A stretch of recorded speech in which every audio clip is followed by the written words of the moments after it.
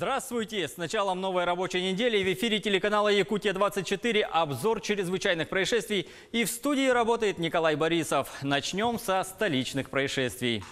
В Якутске 18-летний парень обокрал заснувшего в торговом центре пьяного мужчину. Потерпевший возвращался домой, но решил зайти за добавкой. Не рассчитал силы и заснул на скамейке. Проснувшись, он не обнаружил сотового телефона. Возмутившись таким поворотом событий, обратился в полицию. В краже подозревается 18-летний уроженец Якутска, который ранее уже был судим за угон.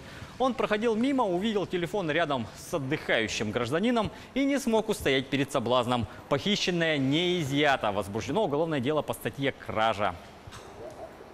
Из столицы республики в алмазную столицу жительница Мирного обратилась в прокуратуру с заявлением о том, что ее знакомый опорочил ее честь, достоинство и деловую репутацию в сообществах WhatsApp. Дело произошло в 3 публичных группах мессенджеров, в которых сидят активная молодежь района. Обвиняемый оскорблял девушку, отзываясь о ней в неприличной форме, а также негативно настраивал участников группы против потерпевшей. Позже он угрожал девушке уже в личной переписке. По словам пострадавшей, мужчина делал это не единожды. И вот кто-то начал вспоминать там игру, которую я организовала, и вот он говорит: да вот вы знаете, типа туда не ходите опять. И потом у меня написал опять фамилию, имя, отчество и написал вот так вот. Я ему говорю, в личку пишу, ты что такое, типа, она говоришь, и он мне, ты мне начал называть и так далее. Он задевает мою деловую репутацию. Его наказать и хочу всем показать, что нельзя так делать. В качестве доказательств по обращению, которое поступило буквально вчера, да, приобщены скрин переписки в мессенджере WhatsApp различных групп. В случае, если суд привлекает к административной ответственности, то штраф в размере от 1 до 3 тысяч рублей. К российским новостям. В Новгородской области задержана директор Дома культуры. Она обвиняется в гибели ребенка в канализационной яме.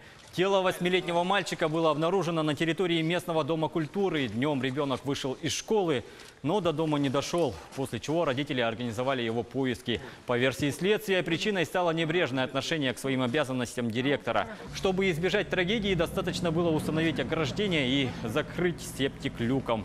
В ближайшее время следователь обратится в суд с ходатайством об избрании меры пресечения в виде заключения под стражу. Расследование уголовного дела продолжается.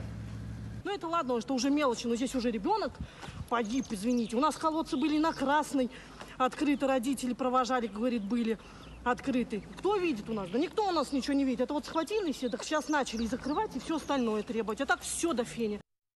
К международной повестке жители более чем 100 домов в городе Таунсвилл на востоке Австралии эвакуированы из-за сильнейших наводнений, вызванных непрекращающимися ливнями. Такое здесь происходит раз в 100 лет, рассказывает Артем Сторонов. Продолжительные муссонные дожди привели к сильным наводнениям в австралийском штате Квинсленд. По словам синоптиков, в ближайшие дни ситуация может стать еще серьезнее. Как говорят специалисты, такие сильные ливни здесь бывают примерно раз в столетие. За одну лишь субботу здесь выпало от 150 до 200 миллиметров осадков. Это около месячной нормы. Когда мы говорим, что ситуация беспрецедентная и неизведанная, мы делаем это не без причины. Мы с таким раньше никогда не сталкивались.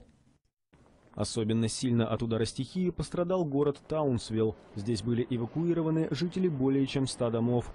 Люди спасают из затопленных помещений свои вещи и домашних животных.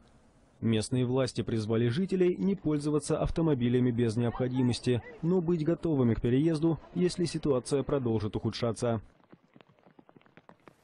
На этом пока все. Встретимся в прямом эфире на телеканале «Якутия-24». Берегите себя.